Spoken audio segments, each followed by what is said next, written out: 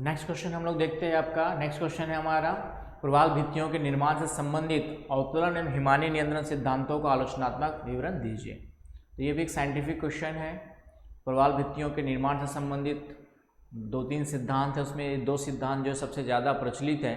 इस कारण से हमेशा ही एग्ज़ाम में जो ये दोनों थ्योरी को ही पूछा हुआ है। अभी तक मर्रे का सिद्धांत नहीं पूछा है, क्योंकि मर्रे का उत्तर एक्सेप्टेड नहीं है।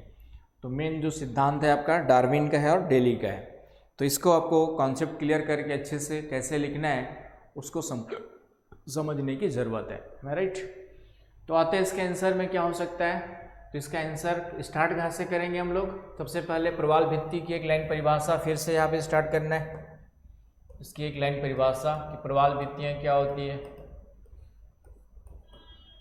कि प्रवालों के निरंतर जमाव से जो है उनके समीकरण और संयोजन से दीवार के समान एक भू आकृति का निर्माण होता है महासागरों के अंदर। उसको हम लोग क्या कहते हैं, प्रवाल भित्तियाँ कहते हैं। प्रवाल भित्तियाँ मुख्य रूप से उष्णकटिबंधीय क्षेत्रों में ही उनकी उत्पत्ति देखी जाती है, निर्माण देखा जाता है, जिसके लिए कुछ विशेष दशाएं, तो परिभाषा दे देना। और प्रवाल भित्तियों के विकास के लिए, प्रवालों के विकास के लिए दशाएं जो है हमारा तापमान, कितना गहराई होना चाहिए, कितना तापमान होना चाहिए, अंतःसागरीय चबूतरे होना चाहिए, तो इसका जिक्र कर देना है। तो प्रवाल भित्तियों का निर्माण से संबंधित पहले प्रवालों के विकास से संबंधित सामान्य दशाएं दे दिए। फिर उसके बाद जो है कि प्रवाल भित्तियों का निर्माण कैसे हुआ उसके लिए कई सारे सिद्धांत दिए गए, सिद्धांतों का हम लोग जिक्र कर देंगे। उसके लिए एक फ्लो चार्ट्स बना करके एक सिद्धांतों का जिक्र कर देंगे।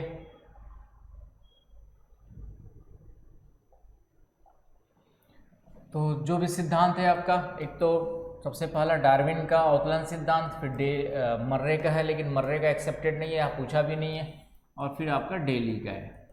और डेविस ने दोनों को मिला दिया था फिर से। तो ये इस तरीके से फ्लो चार्ट दे देंगे कि प्रवाल भित्तियों के निर्माण से संबंधित कई जटिलताएं हैं, जैसे प्रवाल जो जीवित रह सकते ऊपर 200 मीटर की गहराई तक, लेकिन प्रवाल भित्तियाँ अत्यधिक गहराई तक भी मिलती है। तो यहाँ पर एक क्वेश्चन आता है कि जब प्रवालों का विकास है, प्रवाल जीवित ऊपरी गहराई ऊपरी सतह तक ही रह सकते, 200 मीटर तक ही रह सकते हैं, तो प्रवाल भित्तियाँ इतनी गहराई में कैसे मिलती हैं। तो इस तरीके से कई समस्याएं हैं, राइट। तो इसी समस्याओं के समाधान के लिए कुछ सिद्धांतों का निर्माण किया गया, जिसमें सबसे पहला इंपॉर्टेंट है डार्विन।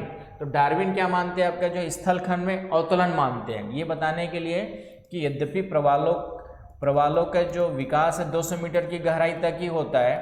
प्रवाल कहाँ तक विकसित होते हैं आपके, जो है 200 मीटर की गहराई तक होते हैं। तो प्रवाल भित्तियाँ 200 मीटर की गहराई तक ही मिलना चाहिए, लेकिन होता है क्या है कि प्रवाल भित्तियाँ 200 मीटर से अधिक गहराई पर भी मिलते हैं, आपके जो है अधिक गहराई पर भी मिलते हैं, ग्रेटर देन 200 मीटर मिलते हैं। तो ये प्रवाल यहाँ पे कैसे पहुँचे, तो इसके लिए इन्होंने क्या मान लिया कि जिस स्थल खंड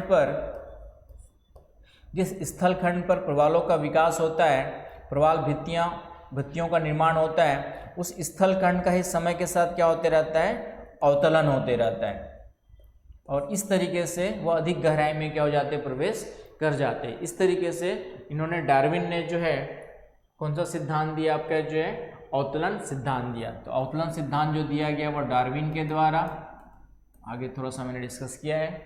और फिर हिमानी नियंत्रण, ग्लेशियर कंट्रोल थ्योरी दिया गया आपका डेली के द्वारा। तो ये दोनों सिद्धांतों के यहाँ पे पूछा हुआ है, तो दोनों का ब्रीफ डिस्कशन करेंगे हम लोग। तो ये प्रवाल की परिभाषा है, क्या है आप लोग जानते ही है। तो इसको आप लोग पॉज करके जो है एक बार नोट डाउन कर सकते हैं, कम शब्दों में कैसे लिखना है प्रवालों के विकास के लिए।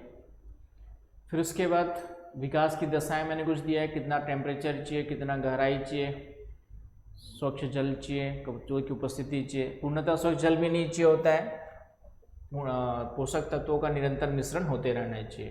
पूर्णतः स्वच्छ जल न हो करके यहाँ पे पोषक तत्वों का मिश्रण होते रहना चाहिए, क्योंकि पूर्ण स्वच्छ जल में पोषक तत्व नहीं होंगे तो प्रवालों का विकास नहीं हो पाता है।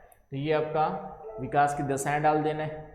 फिर डार्विन के सिद्धांत में हम लोग सीधा आते हैं। तो डार्विन का सिद्धांत वही है कि डार्विन ने क्या कहा है कि तटीय प्रवाल भित्ति, अवरोधक प्रवाल भित्ति और एटॉल वलयाकार, ये क्रमिक विकास की अवस्थाएं हैं।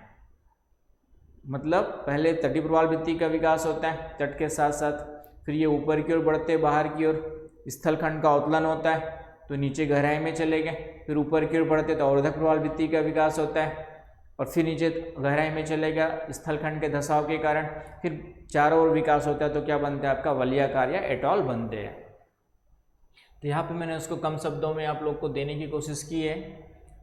तटीय प्रवाल भित्ति सर्वप्रथम उसने तीनों को क्या मान लिया, तीनों को उसने मान लिया आपका जो है क्रमिक अवस्थाएं, तटीय प्रवाल भित्ति, अवरोधक प्रवाल भित्ति और आपका जो है वलयाकार या एटॉल का निर्माण।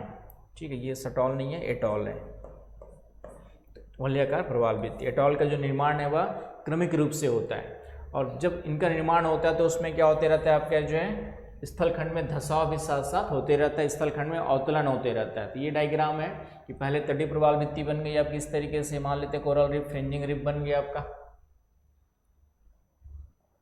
तो ये फिर क्या होगा, ये नीचे धस जाएगा, नीचे चला जाएगा, तो ये अधिक गहराई में पहुंच गए। तो अधिक गहराई में प्रवाल अपने आप को जीवित रखने के लिए क्या करेंगे, बाहर की ओर बढ़ेंगे। तो ये कौन सा बन गया आपका बैरियर रिफ, अवरोधक प्रवाल भित्ति बन गया।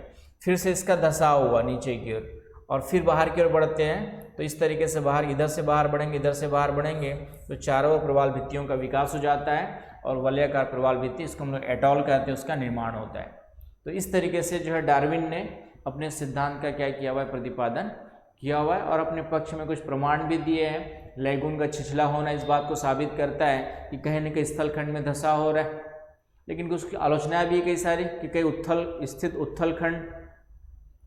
उत्थित उत्थलखंड के सहारे भी प्रवाल मिलते हैं। दूसरा, एक तरफ तटीय है, एक तरफ अवरोधक है कई क्षेत्रों में जो है, तो ऐसा कैसे हुआ, जबकि उसने क्या माना, तटीय पहले बनेगी फिर अवरोधक फिर एटॉल बनेगा, जबकि एक और तटीय है एक और अवरोधक है, तो ये कैसे बने। तो इस तरीके से कई कमियां भी सिद्धांत में देखी जाती है। तो ये अवरोधक प्रवाल भित्ति के बारे में मतलब आपका अवतलन सिद्धांत के बारे में इस तरीके से इतनी इन्फॉर्मेशंस को आपको दिमाग में रखना है। ये डायग्राम और ये मैंने थोड़ा सा आपको बताया हुआ है, उसको ध्यान में रखना है, कॉन्सेप्ट क्लियर रखना है। ये तो कम शब्दों में मैंने लिखा है, लेकिन आपको कॉन्सेप्ट क्लियर होगा। डिटेल लिखने के लिए आपके पास पूरा मैटर होना चाहिए, समझ में अच्छे से होना चाहिए। फिर डेली क्या कहते हैं, डेली जो है सागर तल में परिवर्तन के आधार पे व्याख्या करते हैं कि अंतःसागरीय चबूतरे की उपस्थिति जरूरी है प्रवाल भित्तियों के विकास के लिए। तो इन्होंने जो है डेली ने क्या किया कि डेली ने ये बताया कि